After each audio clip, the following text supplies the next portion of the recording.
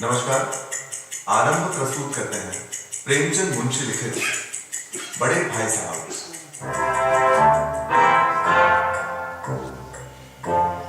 मंच पर हेमंत त्रिवेदी, अभिनय बैंकर। मंच सज्जा मेघा व्यास, संगीत शशांक आचार्य, प्रकाश सम्राट डालवी, वेशभूषा एवं रंगभूषण मेघा व्यास, नेपथ्य सम्राट डालवी, जय मकवाना।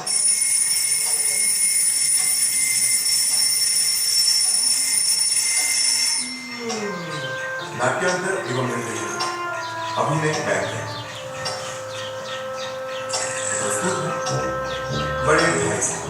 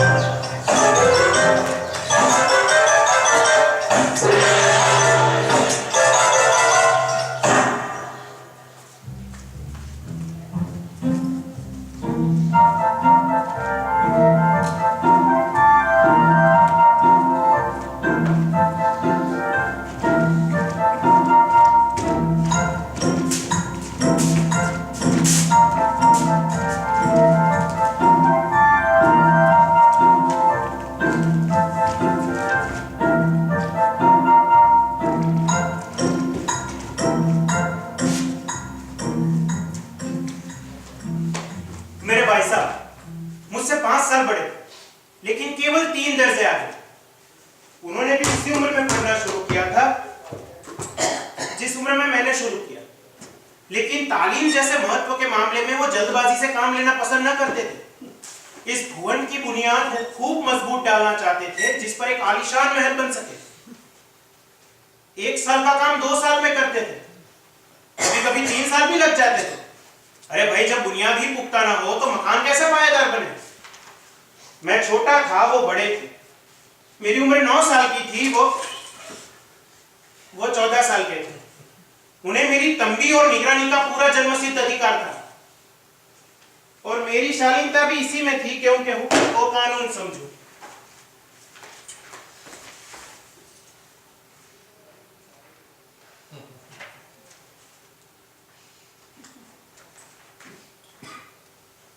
वो स्वभाव से बड़े ही अध्ययनशील थे, हर दम किताबें खोले बैठे रहते थे, और शायद दिमाग को आराम देने के लिए कभी कॉपी पर, कभी किताब के हाशियों पर चिड़ियों, कुत्तों, बिल्लियों की तस्वीरें बनाया करते थे।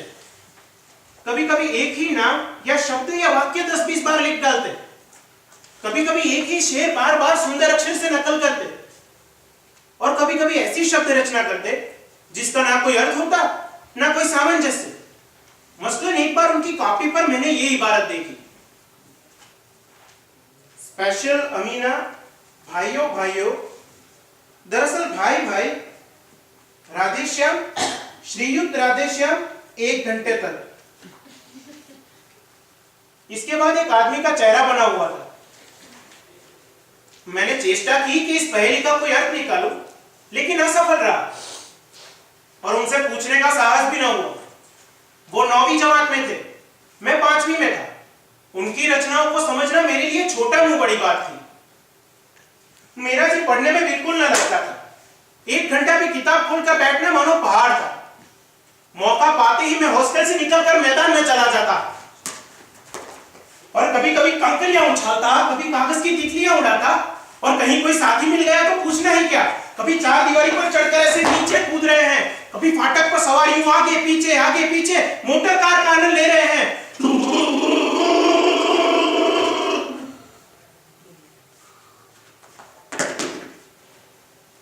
लेकिन कमरे में आते ही भाई साहब का यह रौद्र रूप देखकर मेरे प्राण सूख जाते। उनका पहला सवाल होता, कहाँ थे? हमेशा ये सवाल इसी ध्वनि में पूछा जाता था, जिसका जवाब मेरे पास केवल मौन था। न जाने मुंह से ये आवाज क्यों न निकलती थी कि भाई साहब जरा बाहर खेल रहा था। मेरा मौन ही कह देता था कि मुझे अपना अपराध स्वीकार है। और भाई साहब के पास इसके सिवा और कोई इलाज न था कि तुझसे से मिले हुए शब्दों में मेरा सत्कार कर। A for apple, B for बड़ा एप्पल, C for छोटा एप्पल, D for दो एप्पल, E for एक ही एप्पल। इस तरह से अंग्रेजी पढ़ोगे तो जिंदगी भर पढ़ते रह जाओगे, एक हर्फ ना आएगा तुम्हें। अंग्रेजी पढ़ लेना कोई हंसी खेल समझते हो? जो कोई भी ऐरा गहरा नत्थु गहरा सभी अंग्रेजी के विद्वान हो जाते हैं। यार रात दिन आंखें फोड़नी पड़ती हैं, खून चलाना पड़ता है, तब जाकर कहीं ये विद्या आती है। और आती क्या है भैया, कहने को तो आ जाती है, मगर बड़े बड़े विद्वान भी शुद्ध अंग्रेजी लिख नहीं सकते, बोलना तो दूर की बात है। और मैं कहता हूं कि तुम कितने घोंगा हो कि मुझे देखकर भी सबक नहीं लेते। तुम अपनी आंखों से देखते हो कि मैं कितनी मेहनत करता हूं, रोज ही इतनी मेहनत करके बैठा रहता हूं। कभी इतने सारे मेले तमाशे होते हैं, मैं कभी देखने जाता हूं, देखा है तुमने मुझे? कभी पास तक नहीं फटकता हूं, सारा दिन कमरे में बैठ के पढ़ता रहता हूं, उसमें भी एक ही दर्जे में 2-2, 3-3 साल तक पढ़ा रहता हूं। तो फिर तुम कैसे आशा रखते हो कि एक ही दर्जे में पास करके पढ़े रहोगे यहां पर? भाई साहब, अगर आपको इसी तरह उम्र बितानी है तो बेहतर है कि गांव चले जाए और मजे से गुल्ली डंडा खेलिए वहां पर। इस तरह से दादा की गाड़ी कमाई के रुपये क्यों बर्बाद करते हो, बेवकूफ। और ये लताड़ सुनकर मैं आंसू बहाने लगता। जवाब ही क्या था, अपराध तो मैंने किया, लेकिन लताड़ कौन सा है? भाई साहब उपदेश की कला में निपुण थे, ऐसी ऐसी लगती बातें कहते, ऐसे ऐसे सूक्ति बाण चलाते कि मेरे जिगर के टुकड़े टुकड़े हो जाते और हिम्मत छूट जाती। इस तरह जान तोड़कर मेहनत करने की शक्ति मैं अपने आप में न पाता था, और उसी निराशा में जरा देर के लिए मैं सोचने लगता था कि क्यों ना घर चला जाऊं। जो काम मेरे बूते के बाहर है उसमें हाथ डालकर मैं अपनी जिंदगी क्यों खराब करूं? मुझे अपना मूर्ख रहना मंजूर था, लेकिन इतनी मेहनत, मुझे तो चक्कर आ जाता था।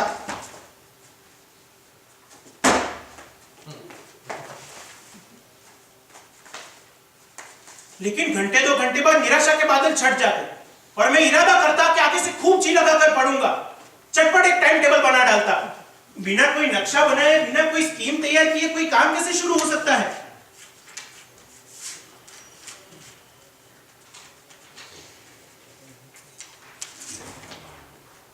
टाइम टेबल में खेल कूद की मत बिल्कुल ही उड़ जाती। प्रातःकाल उठना, 6 बजे मुंह हाथ धो नाश्ता कर पढ़ने बैठ जाना, 6 से 8 तक अंग्रेजी, 8 से 9 तक हिसाब, 9 से 9:30 तक इतिहास, फिर भोजन, फिर स्कूल। 3:30 बजे स्कूल से वापस आकर आधा घंटा आराम, 4 से 5 तक भूगोल, 5 से 6 तक ग्रामर, फिर आधा घंटा हॉस्टल के सामने टहलना, 6:30 से 7 तक अंग्रेजी कंपोजिशंस, फिर भोजन, 8 से 9 तक अनुवाद, 9 से 10 तक हिंदी, 10 से 11 तक विविध विषय, फिर विश्राम।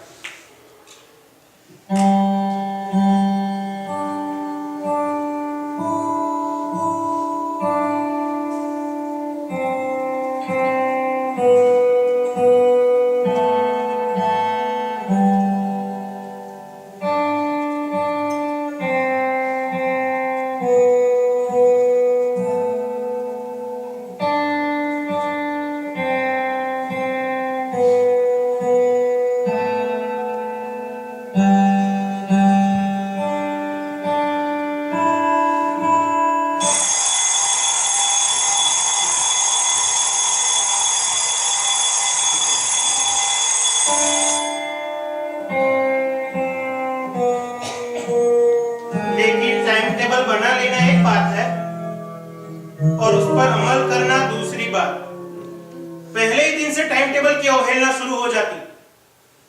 मैदान की वो सुखद हरियाली, हवा के वो हल्के हल्के झोंके, फुटबॉल की वो उछल कूद, कबड्डी के वो दाव भाग, वॉलीबॉल की तेजी और फुर्ती मुझे अज्ञात और अनिवार्य रूप से अपनी ओर खींच ले जाती और मैं वहां जाकर सब कुछ भूल जाता। वह जानलेवा टाइम टेबल, आंखें फोड़ पुस्तकें, किसी की याद न रहती। और फिर भाई साहब को नसीहत और फजीहत का अवसर मिल जाता। मैं उनके साये से भागता, उनकी आंखों से दूर रहने की चेष्टा करता, कमरे में इस तरह दबे पांव आता कि उन्हें खबर ना हो। लेकिन जैसे उनकी नजर मुझ पर उठी और मेरे प्राण निकले।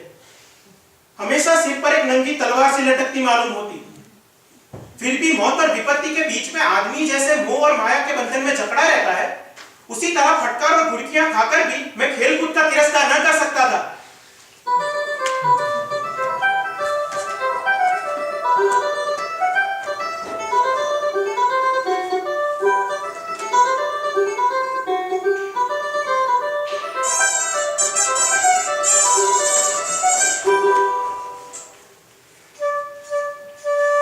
सालाना इम्तिहान हुआ, भाई साहब फेल हो गए, मैं पास हो गया, दर्जे में अव्वल आया।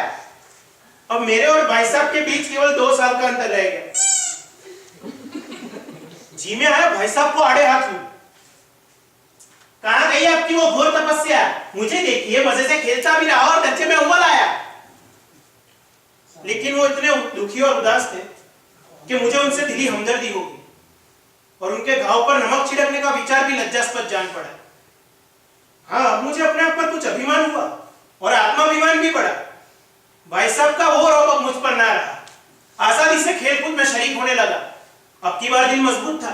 अगर फिर उन्होंने मेरी फजीयत की ना तो साफ साफ कह दूंगा, भाई साहब आपने अपना खून जलाकर कौन सा तीर मार लिया? मुझे देखिए मजे से खेलते कूदते दर्जे में अव्वल आ गया।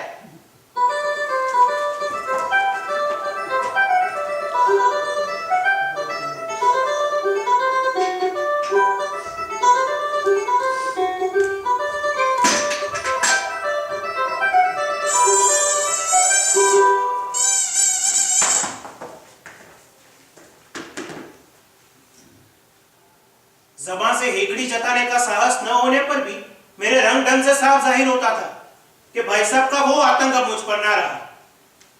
भाई साहब ने इसे भांप लिया। उनकी सहस्त्र बुद्धि बड़ी तीव्र थी और एक दिन जब मैं भोर का सारा समय गुल्ली डंडे की भेंट करके भोजन के वक्त वापस लौटा तो भाई साहब ने मानो तलवार खींच ली और टूट पड़े मुझ पर। देख रहा हूं, अच्छी तरह से देख रहा हूं, इस साल इम्तिहान में पास क्या हो गए, दर्जे में अव्वल क्या आ गए? तुम्हारा दिमाग हो गया? भाई साहब, घमंड तो बड़ों बड़ों का नहीं रहा, फिर तुम्हारी क्या हस्ती है? हाँ, महज इम्तिहान पास कर लेना कोई बड़ी चीज नहीं है। असल चीज है बुद्धि का विकास। जो कुछ पढ़ो उसका अभिप्राय समझो। रावण भूमंडल का स्वामी था। ऐसे राजाओं को चक्रवर्ती राजा कहते हैं। आजकल अंग्रेजों के राज्यों का विस्तार काफी बढ़ता जा रहा है, लेकिन उन्हें चक्रवर्ती नहीं कह सकते हैं। रावण भूमंडल का स्वामी था और वो चक्रवर्ती राजा था। भाई साहब, संसार के सभी महिम उसे कर देते थे। बड़े बड़े देवता भी उसकी गुलामी करते थे। आग और पानी के देवता भी उसके दास थे, दास। भी तो तुमने केवल 1 दर्जा पास किया और अभी से तुम्हारा सिर फिर गया। भाई साहब, रावण जी का घमंड चकनाचूर हो गया था। हाँ, चुल्लू पानी देने वाला भी कोई ना मिला था उसे। इंसान चाहे जो भी कर्म करे लेकिन अभिमान ना करे, इतना ही नहीं, अभिमान किया और दीन दुनिया दोनों से गया। शैतान का हाल भी पढ़ा ही होगा तुमने। उसे यह अनुमान हो गया था कि इस दुनिया में ईश्वर का सच्चा भक्त उससे बढ़कर और कोई नहीं। उसका अंत क्या हुआ? स्वर्ग से निकालकर नरक में धकेल दिया गया। शायरों ने भी एक बार अहंकार किया था, भीख मांग मांग कर बढ़ गया वो। भाई साहब, अभी आपने केवल 1 दर्जा पास किया और अभी से आपका सिर फिर गया। तब तो तुम आगे बढ़ चुके भैया। समझ लो कि तुम अपनी मेहनत से पास नहीं हुए, अंधे के हाथ में बटेर लग गई है, बटेर। और बटेर केवल एक बार हाथ लग सकती है, बार बार नहीं। कभी कभी गुल्ली डंडा खेलते हुए भी अंधा चोट निशाना पड़ जाता है, उससे कोई सफल खिलाड़ी नहीं हो जाता। सफल खिलाड़ी वो है जिसका कोई निशाना खाली न जाए। मेरे फेल होने पर न जाओ, मेरे दर्जे में आओगे ना तो दांतों पसीना पीसना पड़ेगा। जब ये अलजेब्रा और ज्योमेट्री के लोहे के चने चबाने पड़ेंगे, इंग्लिस्तान का इतिहास पढ़ना पड़ेगा। राजाओं और बादशाहों के नाम याद रख लेना आसान बात समझते हो? 8 तो हेनरी हो गुजरे। कौन सा कांड किस हेनरी के समय हुआ था? क्या ये याद रख लेना आसान चीज है? हेनरी 7वें की जगह हेनरी 8वां लिखा और सारे नंबर गायब, सफा अचक, सिफर भी ना मिलेगा, सिफर भी। भैया आप हो किस ख्याल में? दर्जन तो विलियम्स हो चुके हैं, दर्जनों जेम्स और कौड़ियों तो चार्ल्स हो चुके हैं। भैया भाई साहब, ये चार्ल्स वाल जो मैं कहता हूं कि ये इन लोगों को नाम भी ना छूटे, जो एक ही नाम के पीछे 2 यम 13 और पंचम लगाते चले गए। भाई मुझसे पूछते मैं 10 लाख नाम बता देता। और ज्योमेट्री तो बस खुदा की पनाह समझो। अब ये देख, अ ब ज की जगह आपने अ ज ब लिखा और सारे नंबर कट गए। कोई निर्दयी मुमतहिनों से नहीं पूछता कि आखिर अ ब ज और अ ज ब में क्या फर्क है। क्यों व्यर्थ की बातों के लिए छात्रों का खून करते हैं? भाई दाल भात रोटी खाई या भात दाल रोटी खाई, क्या फर्क है? लेकिन नहीं, परीक्षक वही देखते हैं जो किताबों में लिखा है। चाहते हैं कि लड़के एक एक अक्षर चाट जाए, रट डाले, और इसी रटन का नाम उन्होंने शिक्षा रख छोड़ा है।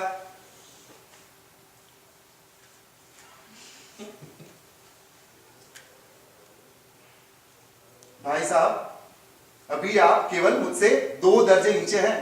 मेरे दर्जे में आएंगे ना तो आपको सारी चीजें पता लगेगी। और ऊपर से कहा जाता है कि समय की पाबंदी पर निबंध लिखिए जो 4 पन्ने से कम ना हो। अब आप कापी खोले, कलम हाथ में लिए, उसके नाम को रोइए। तो कौन नहीं जानता कि समय की पाबंदी अच्छी बात है। उससे आदमी के जीवन में संयम आता है, दूसरों का स्नेह उसके ऊपर बढ़ने लगता है, उसके कारोबार में उन्नति होती है। अब जरा सी बात के लिए 4 पन्ने लिखने की क्या जरूरत है? जो बात एक वाक्य में कही जा सकती है उसे उसके लिए 4 पन्ने लिखने की क्या जरूरत है? मगर नहीं, मैं तो इसको हिमाकत समझता हूं। ये तो समय की किफायत नहीं बल्कि उसका दुरुपयोग हुआ कि व्यर्थ में किसी भी बात को जबरदस्ती ठूस दिया जाए। हम चाहते हैं कि इंसान को जो कुछ भी कहना है चटपट अपनी बात को, फटफट अपनी राह पकड़ ले। अनर्थ तो ये है कि कहा जाता है कि संक्षेप में लिखिए। समय की पाबंदी पर संक्षेप में निबंध लिखिए जो 4 पन्ने से कम ना हो। ठीक है भाई, संक्षेप में 4 पन्ने हुए, नहीं तो 100-200 पन्ने तो लिखवाई देते। अब ये छात्रों पर अत्याचार नहीं है तो और क्या? बालक भी इतनी छोटी सी बात समझ सकता है, लेकिन इन अध्यापकों को इतनी तमीज भी नहीं है। ऊपर से कहते कि हम अध्यापक हैं। मेरे दर्जे में आओगे ना लाला तो ये सारे पापड़ बेलने पड़ेंगे, तब तुम्हें दाल आटे का भाव मालूम होगा। अभी सिर्फ एक अव्वल दर्जा पास कर लिया तो आपको जमीन पर पैर नहीं टिकते?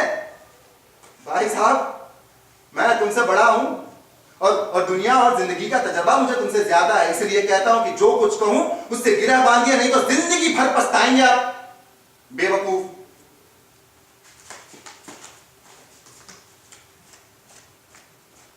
ये तो स्कूल का समय निकट था, नहीं तो ईश्वर ही जाने ये उपदेशमाला कब समाप्त होती। भोजन भी मुझे आज निस्वाद सा लग रहा था। अरे भाई, जब पास होने पर ये तिरस्कार है तो फेल हो जाने पर तो शायद प्राण ही नहीं लिए जाए। भाई साहब ने अपने दर्जे की पढ़ाई का जो भयंकर चित्र खींचा था उसने मुझे भयभीत कर दिया। कैसे स्कूल छोड़कर घर नहीं भाग गया, यही ताजुब है। लेकिन इतने तिरस्कार पर भी पुस्तकों में मेरी अरुचि ज्यों की त्यों बनी रही। खेल कूद का एक भी अवसर हाथ से न जाने देता था। हाँ, पढ़ता भी था मगर बहुत कम, इतना कि रोज का टास्क पूरा हो जाए और दर्जे में जलील ना होना पड़े। लेकिन अपने आप में जो विश्वास पैदा हुआ था वो फिर से लुप्त हो गया। फिर चोरों सा जीवन कटने लगा। फिर सालाना इम्तिहान हुआ और इस बार कुछ ऐसा संयोग हुआ कि मैं फिर पास हुआ और भाई साहब फिर फेल हुए। मैंने बहुत मेहनत ना की, फिर भी ना जाने दर्जे में कैसे अव्वल आ गया।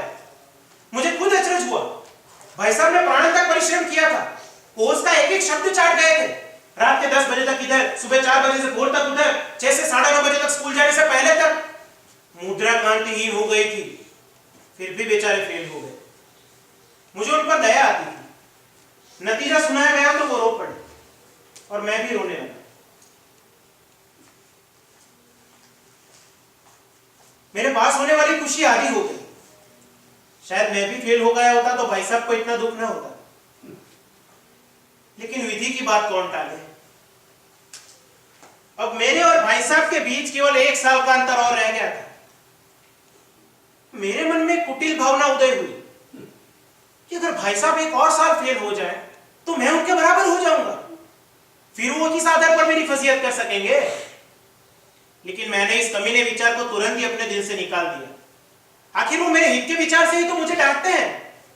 हाँ, मुझे अवश्य उस वक्त अप्रिय लगता है, लेकिन ये उनके उपदेशों का ही असर है कि मैं धनाधन पास होता जा रहा हूं, और वो भी इतने अच्छे नंबरों से।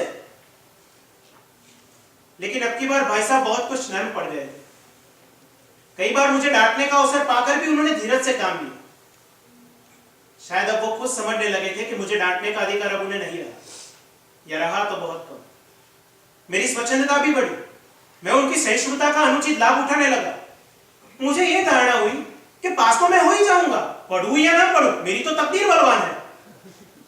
इसलिए भाई साहब के डर से जो थोड़ा बहुत पढ़ लिया करता था वो भी बंद हो गया। अब मुझे कन कौवे उड़ाने का नया शौक पैदा हो गया था। भोर का सारा समय पतंगबाजी की ही भेंट होती थी। हाँ, मैं भाई साहब का अदब करता था, इसलिए उनसे नजर बचाकर कन कौवे उड़ाता था। दरअसल मैं उन्हें ये जाहिर ना होने देना चाहता था कि उनका सम्मान और लिहाज मेरी नजरों में कम हो गया।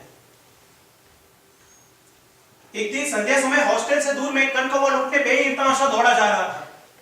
आंखें आसमान की ओर थी और मन उस आकाशगामी पथिक की ओर जो झूमता हुआ पतन की ओर जा रहा था।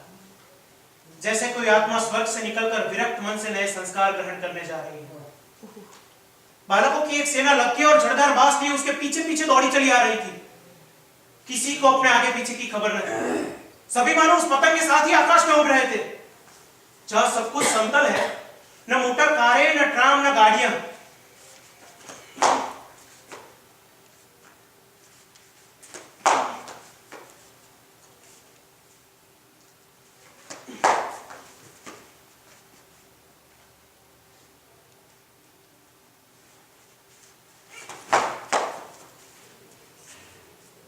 बाजारी लौंडों के साथ कनकौवे के लिए दौड़ते हुए तुम्हें शर्म नहीं आती है?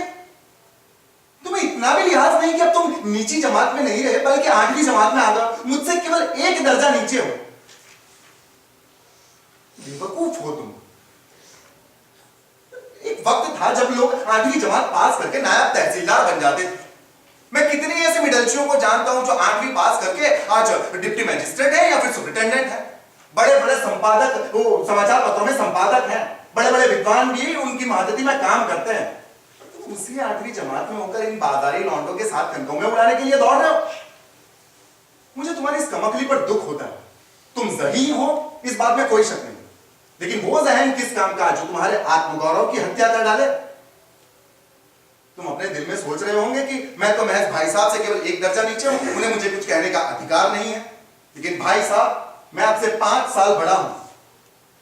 अगर परीक्षकों का यही हाल रहा तो निसंदेह तुम अगले साल मेरे समकक्ष हो जाओगे, शायद उससे अगले साल तुम मुझसे आगे भी बढ़ जाओ। लेकिन मुझ में और तुम में जो 5 साल का फर्क है, वो तुम तो क्या खुदा भी नहीं मिटा सकता। दुनिया और जिंदगी का जो तजर्बा मुझे है, उसकी बराबरी आप नहीं कर सकते हैं। चाहे तुम MA, PhD या MPhil ही क्यों ना हो जाओ, समझ किताबें पढ़ने से नहीं आती है। हमारी अम्मा ने तो कोई पढ़ाई नहीं की, हमारे दादा भी 5वीं जमात के आगे नहीं पढ़े, लेकिन उन्हें हमें डांटने का और समझाने का पूरा अधिकार है। इसलिए नहीं कि वे हमारे जन्मदाता हैं, बल्कि इसलिए क्योंकि उन्हें दुनिया और जिंदगी का तजर्बा हमसे ज्यादा है। हम चाहे कितनी भी विद्या पढ़ लें, उनकी बराबरी नहीं कर सकते हैं। हाँ, आज अमेरिका में किस तरह की राज्य व्यवस्था है, आकाश में कितने नक्षत्र हैं, ये सारी बातें वो भले ही ना जानते हो, लेकिन हजारों ऐसी बातें हैं जो वो हमसे और तुमसे बेहतर जानते हैं और समझते हैं। देव ना करे, आज अगर मुझे बुखार आ जाए तो तुम्हारे हाथ पांव फूल जाएंगे। दादा को तार देने के अलावा कुछ सोच न पाओगे तुम। लेकिन तुम्हारी जगह अगर दादा होंगे तो किसी को तार ना देंगे, ना घबराएंगे और ना ही बदहवास होंगे। सबसे पहले खुद मरज पहचान कर इलाज करेंगे, अगर उसमें सफल न हुए तब जाकर किसी डॉक्टर को बुलाएंगे। खैर, बीमारी तो बहुत बड़ी चीज है। हम तुम तो ये भी नहीं जानते हैं कि महीने भर तक कैसे चले। जो कुछ दादा गांव से भेजते हैं वो तो हम 20-22 तक खर्च कर डालते हैं, फिर पैसे के लिए मोहताज हो जाते हैं। धोबी और नाई से मुंह छुपाते फिरते हैं, नाश्ता बंद हो जाता है हमारा। अच्छा, हम और तुम जितना खर्च कर रहे हैं ना, उसके आधे में दादा ने अपनी जिंदगी का बहुत बड़ा हिस्सा नेकनामी और इज्जत के साथ बिताया है, वो भी एक कुटुंब का पालन करते हुए, जिसपे कुल मिलाकर 9 आदमी रहते थे। अपने हेडमास्टर साहब को ही देख लो, MA है कि नहीं, हाँ, और वो भी यहाँ के नहीं, ऑक्सफोर्ड यूनिवर्सिटी के MA है। लेकिन उनकी घर की बागडोर कौन संभालता है? उनकी बूढ़ी माँ। यहां उनकी डिग्री बेकार हो जाती है, समझे। महीने 1000 रुपए कमाते हैं वो। पहले खुद घर संभालते थे, उनसे पूरा ना होता था तो उनकी माताजी ने बागडोर संभाल ली, और देखिए उनके घर में मानो लक्ष्मी आ गई। तो भाई साहब, ये गुरूर अपने दिल से निकाल दो कि तुम मेरे समीप आ गए, मेरे समकक्ष हो और तुम अब स्वतंत्र हो। मेरे देखते तुम बेराह नहीं चल पाओगे, और अगर तुम इस तरह से ना माने तो मैं इसका भी प्रयोग कर सकता हूं। मैं जानता हूं कि तुम्हें इस वक्त मेरी बातें जहर लग रही होगी, लेकिन जो सच है वो है। मैं उनकी इस नई युक्ति से नतमस्तक हो गया। आज सचमुच मुझे अपनी लघुता का अनुभव हुआ और भाई साहब के प्रति मेरे मन में और श्रद्धा उत्पन्न हुई। मैंने सजल आंखों से उन्हें कहा, नहीं हरगिज नहीं, आप जो कुछ फरमा रहे हैं वो बिल्कुल सच है और आपको ये कहने का पूरा अधिकार है।